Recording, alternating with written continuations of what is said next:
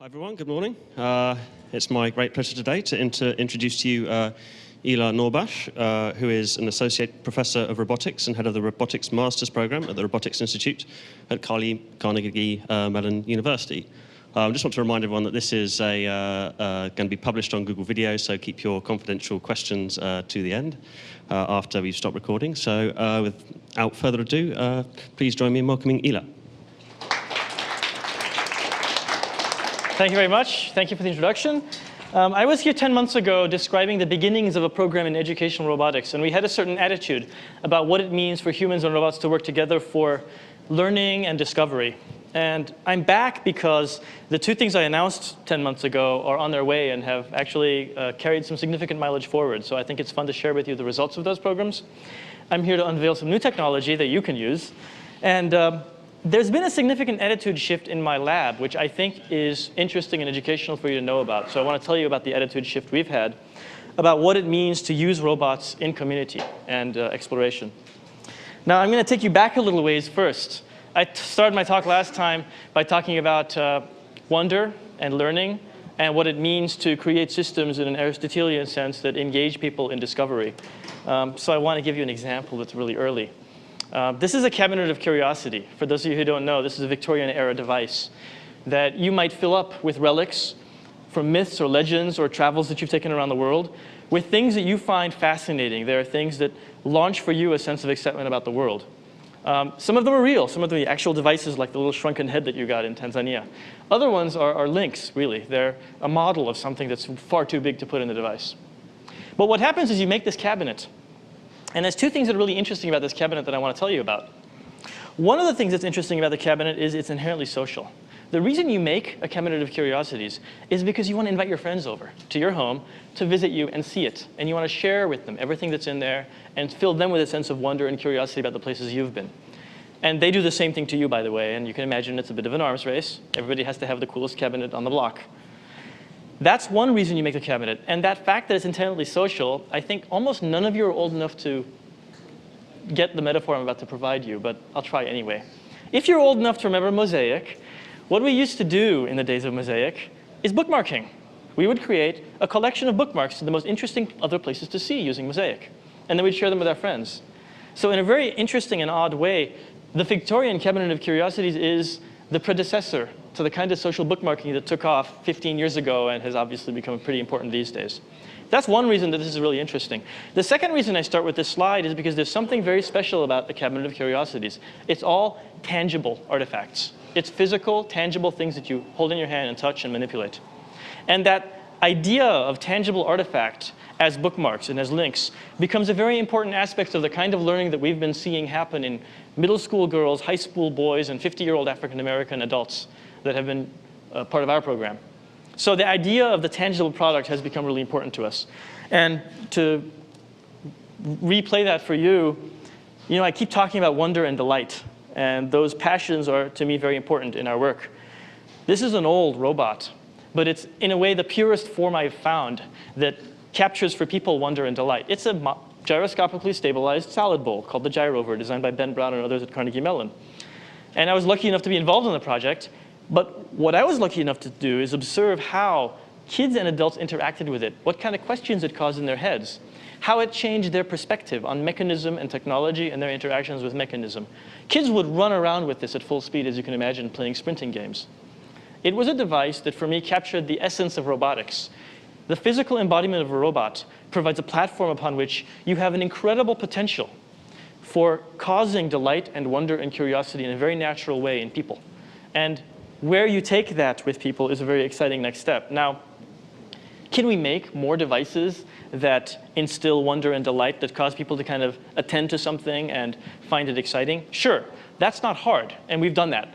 You do it by taking great designers, and you do it by taking great cognitive psychologists and great roboticists and putting them in one room and having them design an experience. So it's a professional robot, if you will, designed for wonder. And we've done that. The juxtaposition between this robot being a very new device and the dinosaurs being 75 million years old is really interesting. And kids love to follow it around, and adults like to laugh at that irony. This is another example of that kind of ironic juxtaposition that causes delight in people. insect telepresence. Let's take the smallest of creatures, a Madagascan hissing roach, and create a large trestle-type robot that actually allows a tiny camera to be moved around in that colony, in that terrarium. I can tell you from first-hand experience that being chased around the terrarium by the Madagascan hissing roach at full speed is invigorating. It is delightful, and it's kind of like a video game, but better, because it's real. And designing an experience like that and then watching the kind of learning that goes on in the kids has been really fantastic. I'll give you one more example and move on. This is a personal exploration rover, a scale model of the Mars rover that actually looks at rocks in Exploratorium and looks for signs of biofluorescent life, which we've sprayed onto the rocks. So you're going out and doing discovery. And all of a sudden, the robot is making you physically feel like a scientist. You're not a roboticist, mind you. You're a scientist. You're discovering facts about the world, using the robot as a vessel for doing that discovery. Again, it's not that hard to design these professional exhibits, but there's something lacking in them that's really important. And it's the line of influence that is the problem here. As with most technology, here the problem is that we're designing a technology that influences people. And that can buy you something, right? It can buy you people that are excited by the technology. It can buy you people that change behavior to some degree because of the technology. But this is broken, in my opinion. And the shift in values that we've had in my group has to do with turning this problem around on its head. What can we do so that in a much more basic and pure way, people are influencing technology? How can we allow people who are not technologists to have a role in influencing the technology of tomorrow? Maybe it's that question and that aspect of wonder and learning that could really drive an ability to shape the future, not by us technologists, but by people in general. So that's a direction that we've been going. And how do we do that is a question I want to try and answer for you today. But to do that, I have to start a little bit on a personal side. So I have to start with how I've arrived at this. And this won't take long, but it's worth doing, I think. So my personal path toward that point starts with where I began being a roboticist. I was not a roboticist. I was an artificial intelligence guy studying logic and reasoning. I made planning systems for little robots that had twin PowerBook 140s on top, running Macintosh Common Lisp, doing reasoning. That's what I did. Now, we happened to use that robot for my planning and reasoning work just because we thought it was an interesting demonstrator for the logic that we were building. That's all. It was merely a demonstration vehicle. What we discovered was that those early robots, this is serial number 2 from Pneumatic Technologies. So I was lucky enough to use serial number 1 and 2 from that company many years past. We discovered that these early robots didn't have the perceptual richness and effectory richness that we would want from something that's instantiated in the real world. So guess what happened? We became engineers. We started trying to make the robots better. And in so doing, we added perceptual richness to the robots, like a vision system. But when we added perceptual richness, when the robots became better able to comprehend the world and behave in a rich way with the people of the world, then we stumbled into an unknown space. And that was a very interesting unknown space. We watched children interacting with our robot in meaningful ways for hours at a time. This was a robot in the quad at Stanford University, wandering around, just trying not to die and fall down the staircase. And kids were given candy for trying to get it to go down the staircase. But that's not what they did. You know what they did? They played with the robot, started to build their own cognitive model of how the robot behaves, and they designed games around the robot. And they started playing games with each other, using the robot, again, as an interactive vessel for playing games with each other. It caused child-to-child communication and model making. And to us, this was huge. And it was a resounding failure in our ability to understand how the robot would behave with people, and more importantly, how would people behave in view of the robot. So the problem that we faced, which is a really interesting problem, is that it became clear to us, had completely leapfrogged the question of robot-human ecology. What is the natural ecology between robots and humans? How should humans and robots behave with one another? And how do we design robots so that that ecology is appropriate and socially positive? We missed that boat completely. We were just engineers building engineering technology. And that was fascinating that we had missed that. Now, once we got that, what did we do? Well, the only thing we could do is become cognitive psychologists, right? So we put on cognitive science hats and got them on our team and started trying to understand what are the models that are being built in people's heads as they use these unknown technology artifacts. How are they reasoning about the world around them? And how does it change the way they represent their relationship to other people in the world? Deep, interesting questions. And just to give you a few examples from that and why it became important to go that direction. When we did ethnographic observation, when we really studied how people behave and turned the camera away from the robot and toward the people, we start to see really interesting things. Here's a group of people at one of our exhibits at the San Francisco Exploratorium. It's an extended family, a couple of friends and grandparents and parents. They sat at this exhibit for more than half an hour, They let each person in the group, every one of them, young and old, take a turn using the interface and exploring with the robot. And then when they were all done observing each other do this, they all huddled, talked about the robot, and watched other people use it. So you were managing to capture on film and in our analysis a kind of family communication, a kind of discourse that occurred as a result of their interactions with that robot, which if we were to really hope well, we even hoped that maybe that night at the dinner table, maybe they were actually talking about that interaction and what it means about technology. Maybe they were talking about the Mars rovers and how the Mars rovers work and what the scientists do when they collude to decide where the Mars rover should go. So we were changing conversation, and that was very deep for us. I'll give you one other example. 3 girls in a class we taught at NASA Ames Moffett Field in robotic autonomy. We had them learn to program using robots that this gentleman right here helped program. So you have somebody right here who's actually built our robots. What happened in this course that was interesting is, again, we looked ethnographically at what are the models that these kids are making and how are they learning. We interviewed them, and we had them journal and blog their breakthroughs. Here's some example quotes, just to give you a sense of the depth with which we were seeing transformation in these girls. They did not know how to program. They were from underprivileged neighborhoods in San Jose. And they say teamwork is hard with varying levels of skill and different personalities can be rewarding only through compromise. This is high school students, 10th graders, able to grasp the most important things about teamwork that you can possibly grasp, how you deal with it, and what the problems are with it. This is another one that, again, shows a depth of understanding that we thought was kind of stunning, right? Make active decisions, have the attitude, if I don't do it, nobody will, and remember that if you choose to do something, you're choosing not to do other things. I didn't get this till I was in college, and Terry Winograd lectured me because I went to him and said, I'm really concerned about this AI field in the Department of Defense, and he said that. I didn't get that till college, and these kids have it, and we didn't tell it to them. They figured this out. We thought that that was really exciting. So those kinds of results made us feel that we're at an interesting crossroads. The average university research project is supposed to make incremental research. So you improve next year on what you did last year, and you keep doing this, and then you get tenure, and then you keep doing this. Okay? That's life. That's the university world. We were at a funny crossroads. We were thinking, well, we're getting results that are really interesting. They're not really robotics results. They're human community results. They're education results. Should we just keep making incremental progress? Should we make the curriculum a little bit better? Or should we kind of stop and scale up? So we decided to stop and scale up. We decided to take a big left turn. And as much as we can, scale our effort up. This is where the word community comes into play. We can't teach 1,000 courses around the country. What we can do is create dissemination packages and create the opportunity for people around the country to start teaching 1,000 courses or start using robots in creative ways. So I want to give you 2 examples of that, one of which I mentioned last time, and I can show you some results from that. I forgot my little CMUcam. Let me see if I have it here. There it is, little guy. OK, so one kind of community that we created was all about creativity with robots, but a particular kind of creativity. Now, another gentleman in this room, I think, Chuck, is actually the principal inventor of this. So you'll see that we have this weird pattern in our lab of having people do good things, and then they leave us for this big company in the Bay Area.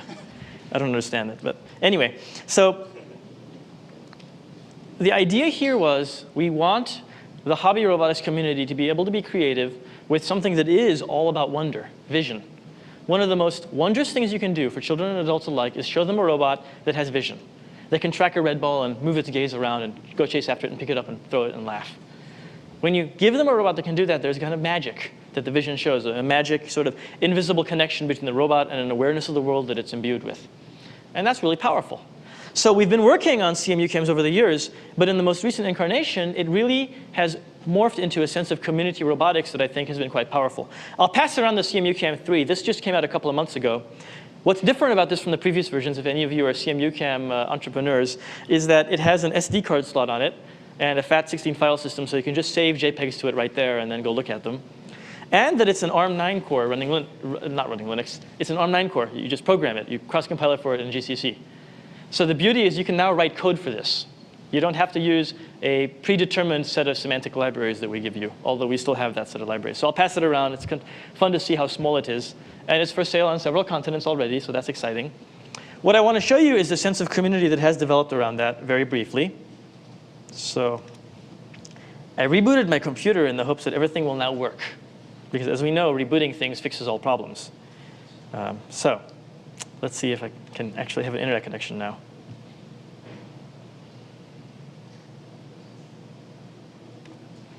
Maybe, maybe not. Google guessed. That's good.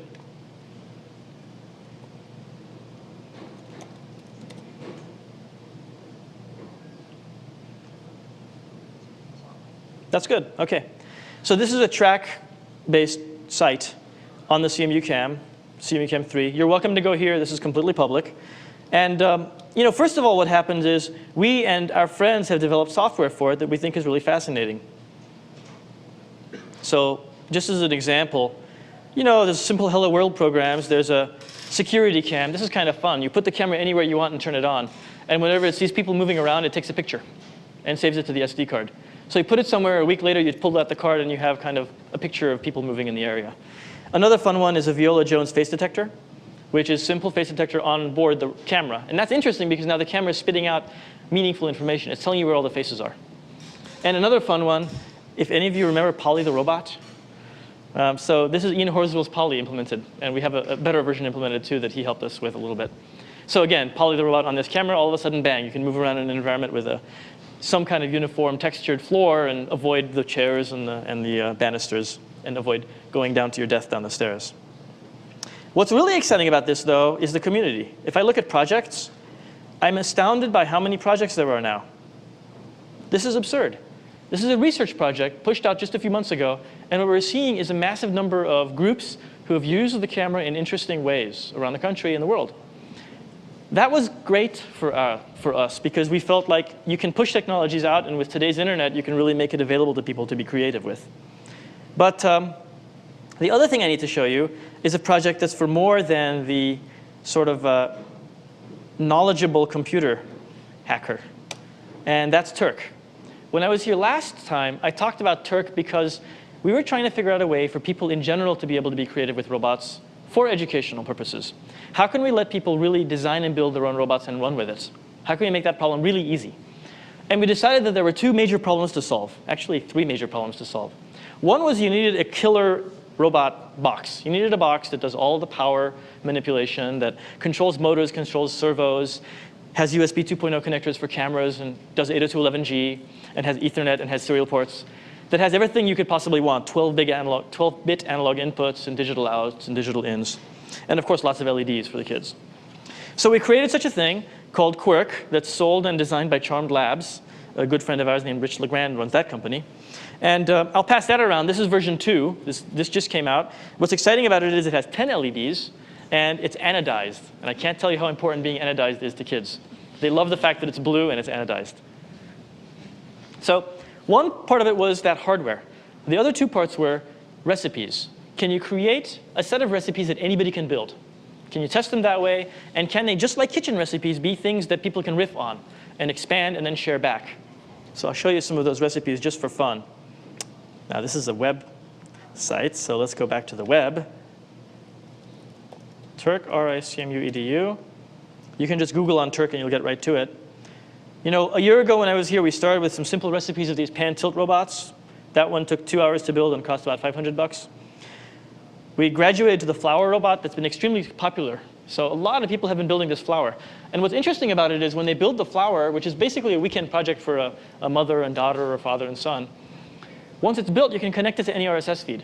So it's fun for people to connect it to, let's say, the stock market ticker so that it blooms and wilts, depending on whether they're capitalist or not.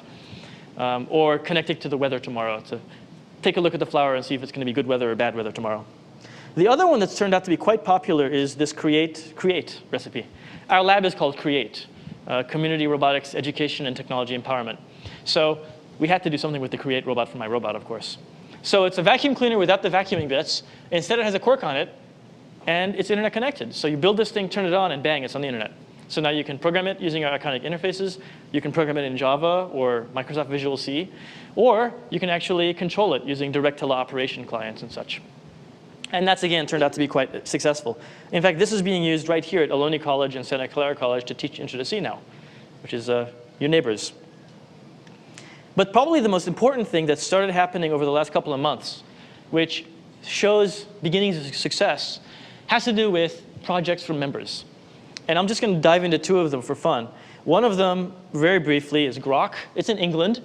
And he wanted to use our telepresence interface, but he really wanted a robot at human height, because he's wandering around his kitchen and his living room with this robot. So he built a robot that's about that high. And it turns out the robot works pretty well. Let me see if I have a picture of it. It's a tripod on a little Trackster-style robot.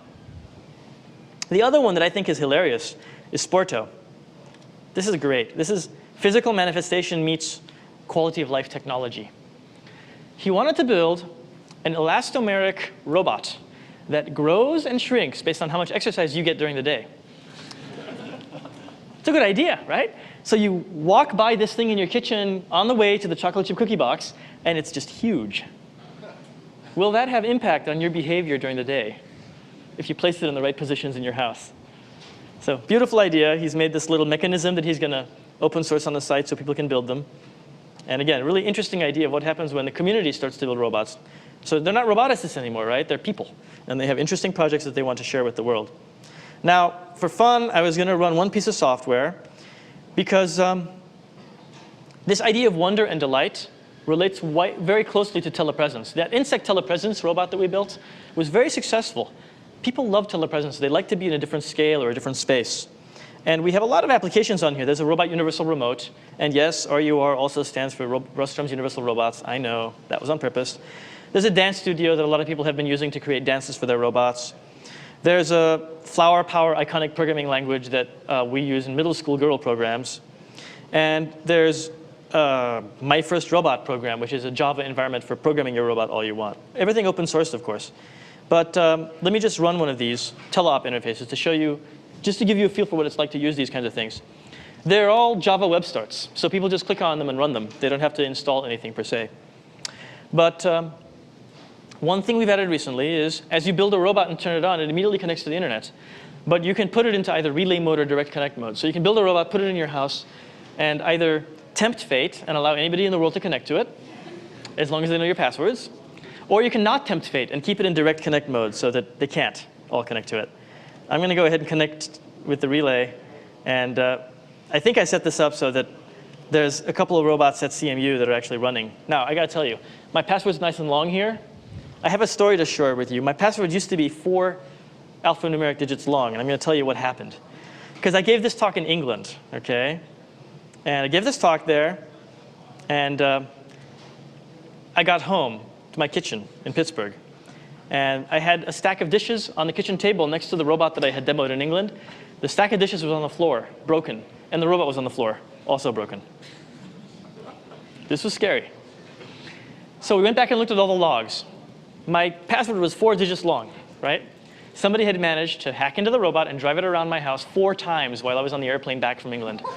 And on the 4th try, they managed to launch themselves and the dishes off the table. So that may be the first example of a certain kind of interaction. Now, what do you think my password was? The project's called Turk, right? Yeah, it was that bad. I think they made 2 guesses and they got it right on the 2nd guess. They probably misspelled it the first time, right? So there's a dog. It's being very slow here right now. It's usually got faster update than that. You can see me controlling the little joystick on the right. But I don't know. My kids usually have a sense of humor in the lab, so we'll see if they put anything else that's funny in here, or if it's just a dog wearing sunglasses. Oh, there's a purr. Check this out. Yeah, it's being too slow to respond. Or I'm being too sudden in my motions. Let me try and get to the purr for you.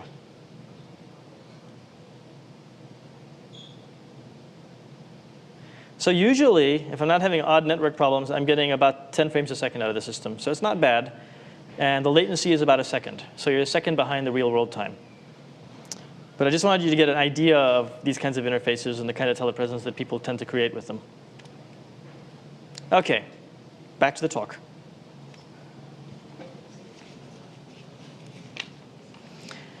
Now, I'm going to tell you what's wrong with all this work. We've been concentrating on creativity using robots, on people creating robots. Anybody able to create robots. And we're excited. We've got thousands of users of Turk. We've got 3,000 or 4,000 CMUcams being sold every quarter now. So these things are really out there, and people are using them. But there's no growth for this. This is not going to take over the world in a really exciting way. And there's a fundamental reason for that that's really important. And this is the shift that we've had, which I think is really important and worth telling you about. We, as a community of engineers, care about the engineering. We care about the currency of engineering itself, the technology. So long as our currency is about the technology, even if I'm creating creativity sites, but they're about the technology itself, they're about make your own robot that does anything you want a robot to do, we're not going to grow. We're not going to change the world. All we're going to do is make life better for a certain subset of people who care about that currency. So that has to change. And this is where our perspective has changed over the last few months. We think this is the wrong approach. Now, again, you're too young for this, but some of you might remember in the 60s and 70s, late 60s, so that helps, the topical music movement, right? So topical songs. I think we need topical robotics. So really what we're missing is that our currency is utterly wrong. It's about technology. And instead, it has to be about everything that matters to people. So topos, the Greek word, comes from the idea of finding a place where there are arguments. It's a rhetorical device.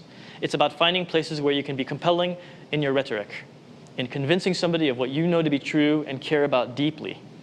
So we need topical robotics. We need robots not to be about robots at all, but to be about what you care about. Now, that means it should all be about content and not about infrastructure. The robot is mere infrastructure, and what matters is what you're doing with it, not how you use the robot, but the message you intend to convey. Well, what is content and message? It's media. So what I'm really asking for is I'm asking for us to view robotics no longer as robotics, but as a tangible media. What we actually care about is media. We want people to create new media. It just happens to be that our media are going to have arms and legs. Sometimes they're going to flail wildly, and they're going to convey their message that way to us. So think about robotics no longer as robotics. Think about topical robotics as tangible media. And then what do you get? What does it mean to make a really powerful statement and happen to use embodied technology to make that statement? It means you're making a statement. It means the technology is not that important anymore. And if it's something that allows you to make that statement, that's really exciting. I'm going to give you an example from one of my favorite pieces of work. Natalie Jeremijenko is an artist and a professor, and she did some fantastic work. This one was called the Feral Dog Project. It's a how-to site. This is a piece of art in as much as it's also useful, okay? So don't view this as something you can do today. But it took Poochies and other robotic toy dogs and converted them with a volatile organic compound sensor into something that could sense where industry has made dumps, toxic dumps, in the backyard of people's homes. So it's a feral dog out in a neighborhood looking for, capturing, and going toward toxicity. It likes toxicity. And then she had urban kids in New York City use these robot dogs to find all the toxic dumps in urban areas in New York City. And she invited the press, and they loved it. It was a bonanza. They loved it because it's a juxtaposition of kids with technology making a message, making a statement about where we have toxicity, what's wrong with our world. That is new media. It's not robotics anymore. It's new media. And that I find very exciting. We've been going down that path too. Neighborhood Nets is a program that Intel funded.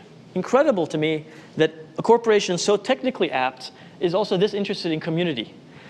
But the question was, can we take new technology and allow people in a neighborhood to paint messages that they wouldn't have been able to paint before using this new media? So we did a technology project where we had groups of people in a neighborhood called Lawrenceville in Pittsburgh wander the neighborhood. We gave them Polaroid cameras, and we gave them new kinds of toxicity sensors, air pollution sensors, humidity sensors, and they mapped their neighborhood. They would go and see what the sewer reads and take a picture of the readings at the sewer together with a Polaroid camera. They would take a picture in the exhaust of a car, and in so doing, end up having a collaboration and a conversation with the driver of that car that was really fascinating to watch and model. Then they'd go back and make a collaborative map on the wall, a collaborative map that shows their neighborhood, the sensor values that they got. What was going on that was really fascinating is that the robotic technologies were simply a window into the unobservable. They were allowing them to capture pollution values, carbon monoxide values, sulfur dioxide values, and capture the neighborhood in a way that they weren't used to capturing. Then we asked them for the city planners to make exhibits. What if you could design an exhibit that actually improved your city? What would you make? So this is great. This woman was really concerned about sound pollution on her road. So she connected one of our sensor systems to a servo, and it pushes down and takes a picture with a Polaroid camera. And she actually put this on her front stoop and was taking pictures of the noisiest cars going by. 2 Boy Scouts worried about the fact that on the residential area, the cars drive too fast. They made a sign, because the city's been refusing to put speed bumps on that road, that comes down and says, slow down whenever you go too fast. And it worked. You could move the car, and down comes the sign.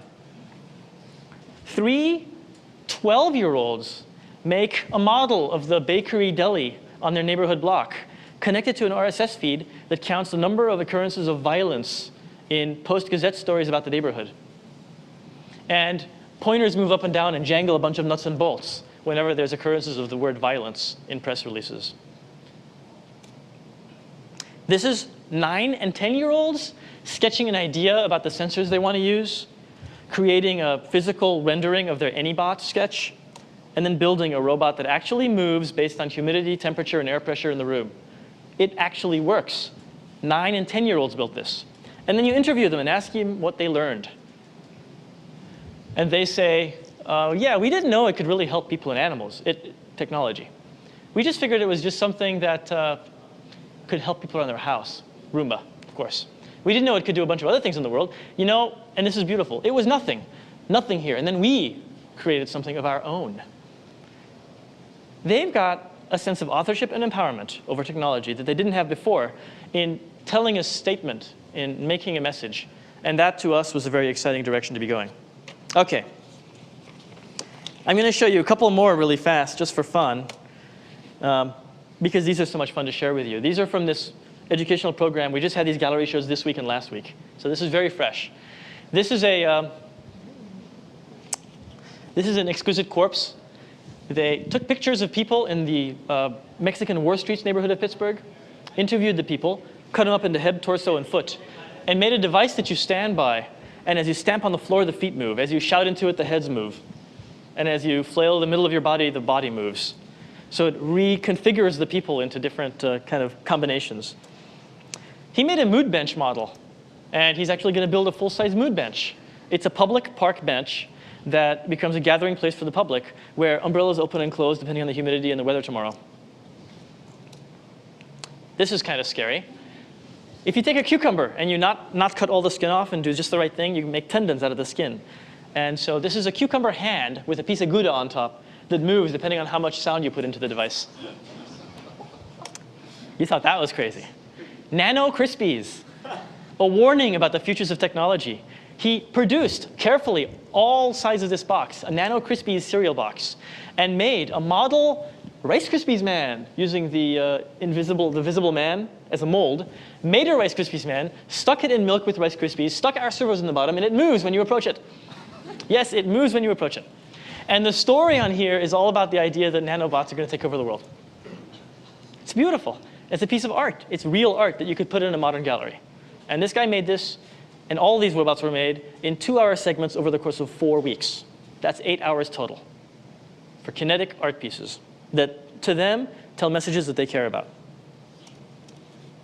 So we had them use the Turk, but I want to tell you about one other technology that we had them use because it's kind of an exciting new one. So this is brand new since last time I talked here. It's called the Canary.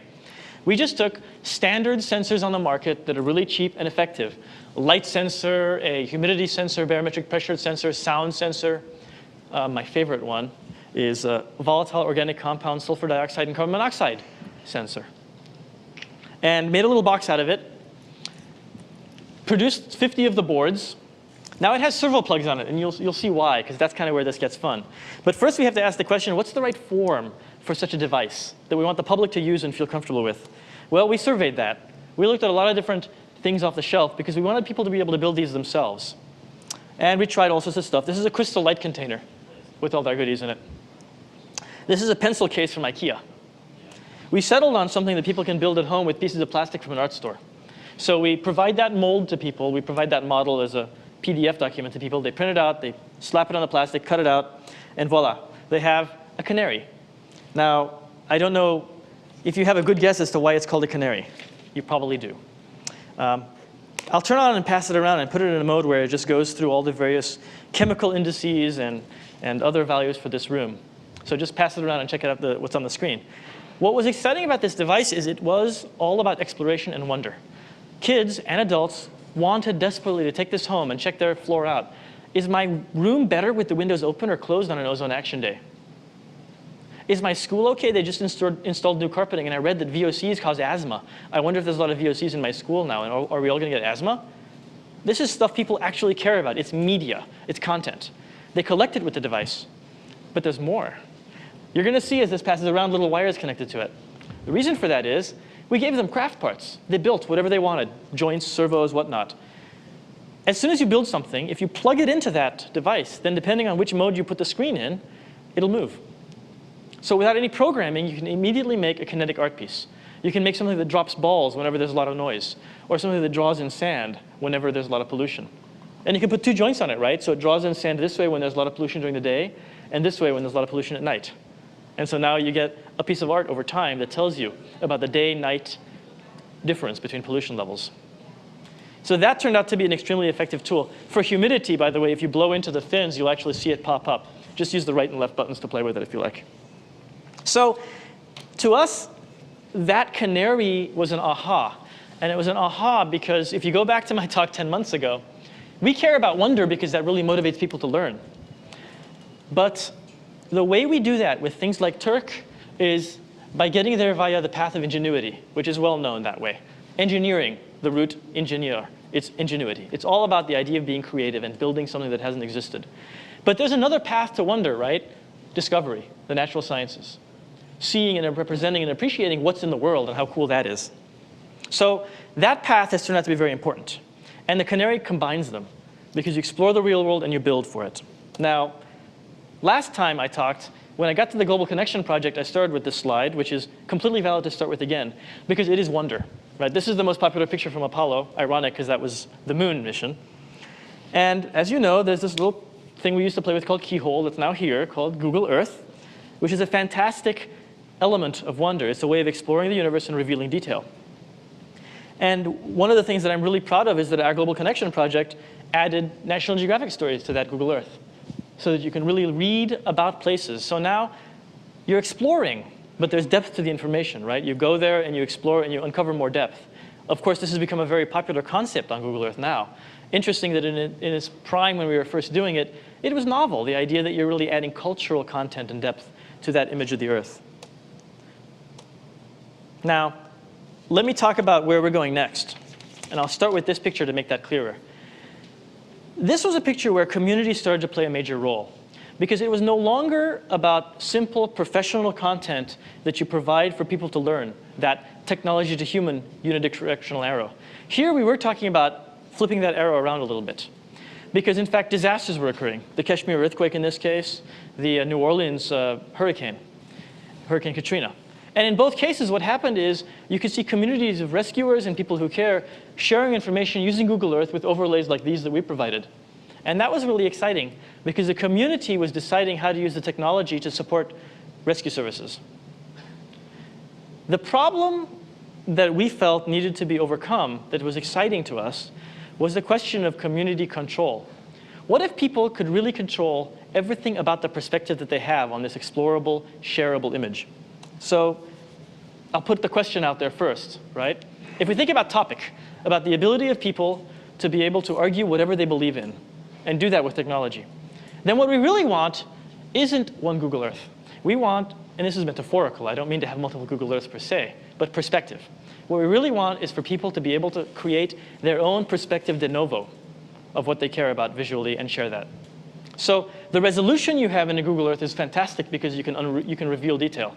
I want that for anything that you care about, whether it's a wetland in San Francisco or whether it's indigenous population in northern Alaska. Not starting with the globe, but starting at the human perspective of that world. Why is this interesting? This is interesting because if you can do this, people will be authors. People will be able to annotate theirs and other people's new worlds, and they'll be able to have discovery inside of that. It's also interesting because if you do this right, then people develop a power of rhetoric and, more importantly, of cross-cultural interaction and empowerment that I think can go very far. So this is a way of maybe going disruptive.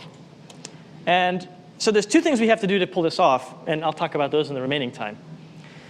If we want people to be able to create their own perspective with infinite resolution, with enough resolution to be able to reveal detail and tell a story about a place or a thing as much as they want, right? New media. If we want people to be able to do that, they need to have two tools. One tool is what we call gigapans, or gigapixel panoramas, have to be available for everyone. Everybody has to be able to be an author. Now let's redefine everyone a little bit. Let's say everybody who can buy a digital camera, even a cheap digital camera, should be able to be an author of these. So we have to have an acquisition device that's so cheap that people can really buy it. It can't be a $12,000 device, because it's all about scale, what we're talking about here. The second thing is we have to have a way using the internet for people to collaborate about these worlds. So they have to have a way to share and have a collaboration, a back and forth about the annotations and about the story behind why they care about that place. So you have to have a website, and you have to have an acquisition system. Those are the two things we've been working on, and this is the first talk where I'm actually kind of talking about the two things. So this is a new talk that way. This is the Gigapan camera robot, developed by a number of people. I need to embarrass Randy Sargent, who's the co-PI on all this work. So he plays a principal role in all of this, together with a large team, actually, including people here at NASA Ames, CMU West, CMU, et cetera. And I think the right thing to do at this point is to show you a little bit of a demo and talk to you about the camera. So let me bring this over. So here is the robot device, simple pan-tilt mechanism. But now it gets kind of interesting. If we want people to be able to use their camera, you can't custom make this for a $10,000 camera that has a USB connection that's specially designed to take pictures, right? So this is where the robotics comes in. You need to make a device that any camera can be dropped into. So how do you make the picture get taken? This is an interesting question. USB doesn't work on cheap cameras these days. So that's where robotics comes in. There's a robotic finger on this that presses on the shutter. So what you do is you have a device here that, as soon as I figure out how to turn it on, there we go. We'll turn it on. You zoom it in all the way, so it's fully zoomed, right? And then you turn on the bottom half of the system, which is the Gigapan camera part. And what this allows you to do now is it allows you to adjust the finger so that you're pushing down on the shutter. No big deal there, but very important, and it has to work extremely reliably. Set up your camera. So, sorry while I set up the camera here. There we go. OK. So then what you do is you have this ability to take a picture. Let's say I want to take a panorama from up there to over there. So I set the parameters of that panorama.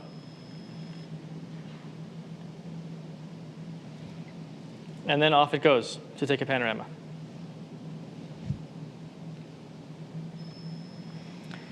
So what's exciting is that the robotic technology here is making it possible to do something that people don't have as much patience to be able to pull off themselves. Cameras today have fantastic optical zooms, as you can imagine, and very good megapixel ratings in terms of resolution. If you could zoom it in all the way like that, you're getting a little spotlight of image, right? You're getting a tiny bit of a picture of the world in each of those pictures. Now, you could stand here with your camera and try and do this very carefully by hand. But can you take 500 pictures that way and get the right amount of overlap between the pictures? No, it's not possible. So that's what this buys you. But there's something else that buys you. We know the kinematics of the device. We know that you have the same equal angle between the camera pictures and the order in which the pictures were taken. So we can provide free software so that once you have the device, you can actually stitch it all together and make an extreme resolution panorama, 1 gigapixel or more. So that's the first part of the problem, is having such a thing. Now, the exciting thing that I have to share with you today, we've got the production prototypes for this. We've got hard tooling in China. We're starting mass production efforts. And we'll be announcing sales and the ability for people to buy these in September. But you have one here that you can borrow. So I just trained up Alan Eustace. So Randy and I were visiting with him. We gave him one. And he's willing for anybody to borrow it. So if you want to borrow it and take lots of panoramas with it and upload them to the site, please feel free to contact Alan, and you can get your hands on this. So that's a kind of a fun unit to use and play with. Now, I mentioned that there were 2 pillars. Let me go back to slides for a second. Nah, don't need slides. I said that there were 2 pillars, right? One is people have to be able to be authors in a very fundamental sense. Anybody has to be able to take these pictures. The other thing is people have to be able to share them with each other. As you can imagine, there's just too much resolution at hand here. Too many big pixels and too much memory for your average laptop to deal with. You can't have 50 of these on your computer. It's not going to fit. And so what you need is a website. But the website gets really interesting because you start to wonder to yourself, what does it take? What's the interaction design, and what's the kind of workflow that will occur when people try and share these images with each other and share detail inside of them? Some people are going to take these panoramas and put them on a website, and they're going to want to talk about specific things in them, so you have to make that facility possible. Other people are going to look at it and see something else that the first person didn't even notice. There's a butterfly sipping nectar in that corner. Here's somebody who is wearing really interesting headgear. What does that notate? What kind of tribe are they from? So you're going to have authors, both in the sense of authoring panoramas and in the sense of authoring content, discussion, discourse about the panoramas, whether it's the person who took it or not. So the site is Gigapan, and I think 3 days ago it was released, so you're welcome to try it out. Gigapan.org will take you there. And we already have a number of pictures there because we have some cameras and people have started using it. So it's in a fun way kind of this very early stages thing. My internet's being slow again. Hopefully not slow enough for you to get just an idea of what we're talking about. There's the San Francisco Golden Gate area. And this is the site. And it's all about searching and being able to find the discourses that have been occurring on the site. It's about browsing, and it's about contributing, you uploading pictures, which you may have taken with this Gigapan or not. There's some great professional artists who can take panoramas anyway, and they're welcome to upload it as well. So let me show you a few pictures just for fun. I'm going to go to, here's a popular one, Guatemala market, just to show you the kinds of things that happen when you have images of this nature. So I'll let that load up.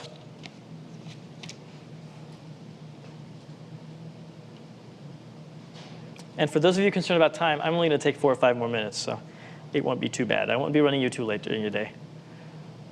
So there's the biggest flea market in actually, I believe, Central and South America. And this was taken by one of the people on our team named Leila Hassan. And let me go to the most popular snapshots taken in here. You know, these are snapshots. These are pictures. You can see the little white squares occurring.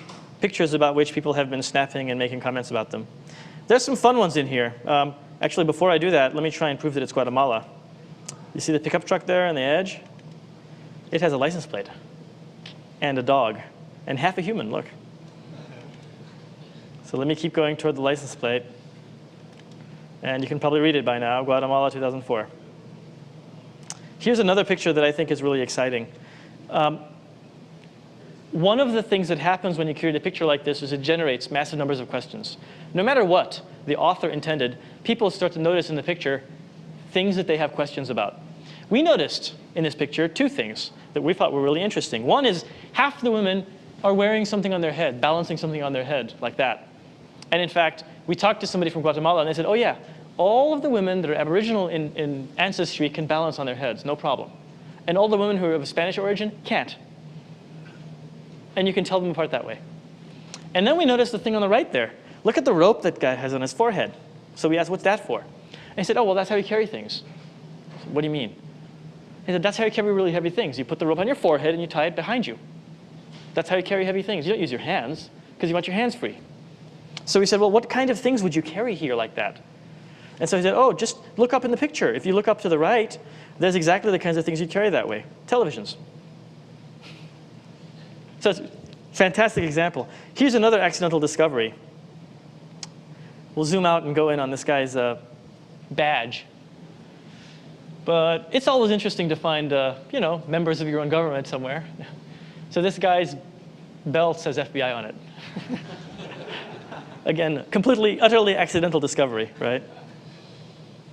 But a couple of other kinds of wonder that often happen. I'm going to show you the waffle. And then I'll move right on. Obviously, since this is a public site now, you're totally welcome to explore it and to contribute to it yourself. So I don't really need to show you very much of it. But this is a kind of a fun thing to show you, is the juxtaposition between the satellite and the local perspective. This is from Burning Man. How many people have actually seen this live? Anybody here? Anybody went to Burning Man last year? Man. OK, good. Scaring me there. I'm thinking nobody from Google went to Burning Man. This is terrible. So this is a 2x4 by 8s. These are 2x4s, folks. This is a massive structure. And it's got great signage, too. Let me see. French fries, mystery object. Here's an interesting one. So look at the resolution on that sign. Don't look yet. And what I wanted to show you that's kind of exciting about the site, it's having trouble loading that. What it says is no climbing on structure. We'll wait and see if it gets the resolution going. Here's a Google view from above. So first of all, if you didn't know this about, well, this makes me feel better. I'm having just as slow a time here. If you didn't know this about Burning Man, this is kind of cool. Look at how regular the pattern is, how well laid out it is. And if you pull back, you can actually see earlier versions of Burning Man in the sand. But here's the structure. Look at that. There's the arm. And if you go to the device, there's the resolution that we wanted. But in fact, the arm is there. If I pull it out and joystick to the left, there's the arm. So it's really exciting because you start to see this juxtaposition between an overhead view and an internal view. I'm going to let you explore that site yourself. And let me provide you with some closing remarks, given time. Not that fast. First of all, there's something special about not being a company, about being a university, and being able to be master of who uses the technology. When you have a company that's trying to make a cool camera like that, who are your early adopters? They're technology geeks. They're people who have really cool cameras and they tricked out systems, and they're going to go and do great things with it. Our early adopters are a completely and utterly different set of people that I find really exciting. Our early adopters, and this is not a theoretical list. This is who's actually using this right now. It's families exploring local neighborhoods in Pittsburgh. It's 20 elderly African Americans in a blown-out neighborhood called Braddock who are trying to capture what's wrong and what's right about their neighborhood right now. It's high school friend groups that are documenting history and heritage using the architecture of Pittsburgh right now. It's Warhol and Mattress Factory resident artists who rarely have access to this kind of technology. And then it's UNESCO. We have a program in UNESCO where we're going to be starting with schools in the affiliated schools program in South Africa and Central America, having kids share pictures of how food is made, harvested, grown, and eaten in their part of the world, and then sharing cultural information back and forth.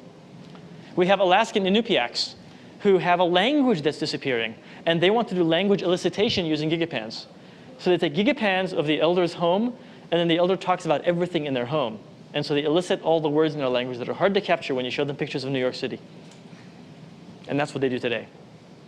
So that's the kind of early adopters we talk about. This is another exciting aspect of it.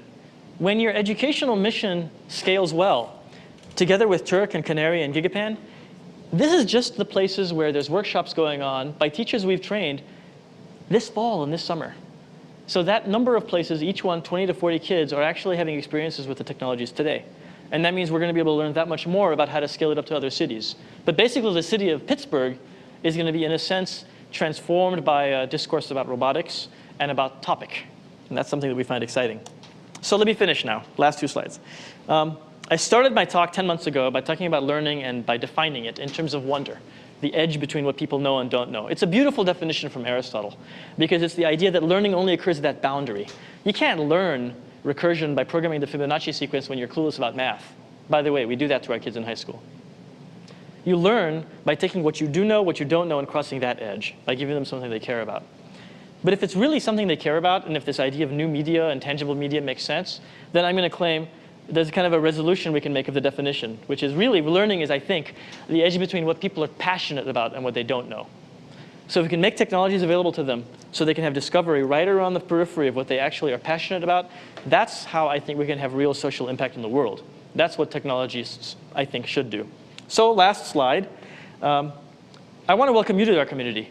I would like you to log in to gigapan.org, try it out, and let us know what you think. I would like you to find a mission, find something you care about, and gigapan it, upload it.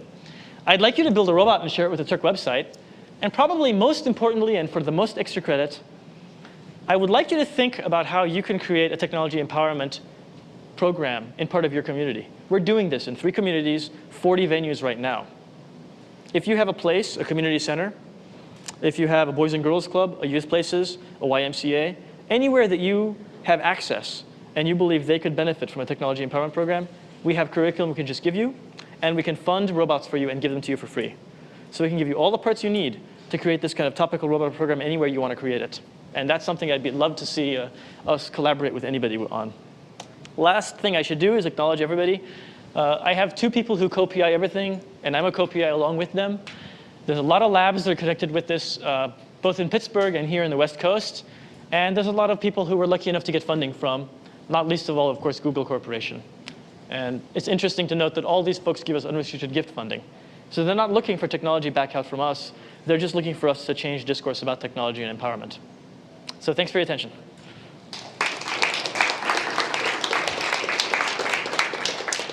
I think we have time for a couple of questions. Yes? You said that you want to keep the GigaPan pretty not inexpensive, but accessible to people. How much does it cost? This is going to, when it comes out in September, it'll cost $280. So that's cool because the camera is about that price point. So basically, for the price of your camera, you'll buy a GigaPan, assuming you have a small format camera. I'm hoping that when they build them in the millions, it'll be coming down in price, but we can't bench on that. Your hand was up first. Say again?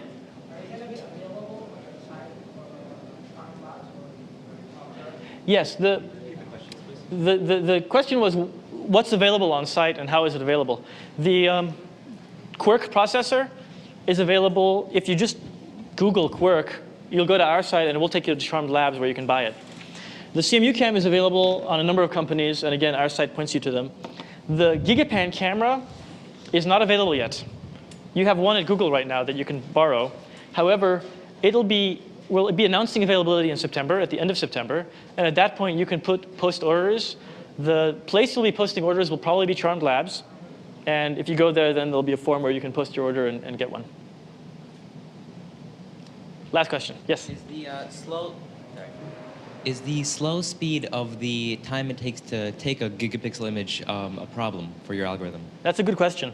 The short answer is no, it's not a problem for the algorithm, but it's caused some really fun artwork to result. So it's taking the picture and going to the next position, and you can tell it with the buttons how much delay you want between pictures, so you can speed it up or slow it down a little bit. And when I take a good GigaPan, it'll take me 15 or 20 minutes to take one that has lots of resolution, large breadth of area. What happens that's kind of fun is, for instance, last week I was on a ship in Seattle in a lock. And as the lock lowered me 30 feet, I took the GigaPan and started it. And the ship came out of the lock, and as it came around, the sun set. And I continued the GigaPan as we went around Seattle. So the picture is really neat. It's not a picture of the real world. It's a fourth dimensional picture. It's a picture of the real world over time as you look left to right. So there's interesting effects you can get like that. There's a dance company that we're talking to, the Ballet Theater, actually. It's the ballet dance company in Pittsburgh. And they're interested in doing some artwork with the robots. So I'm interested to see what happens when people, on purpose, take advantage of the fact that it takes time to take the picture. OK, great. Thanks, Ela. And yeah, please, everyone, join me in thanking Ela for the exciting talk. Thanks. Thank you very much.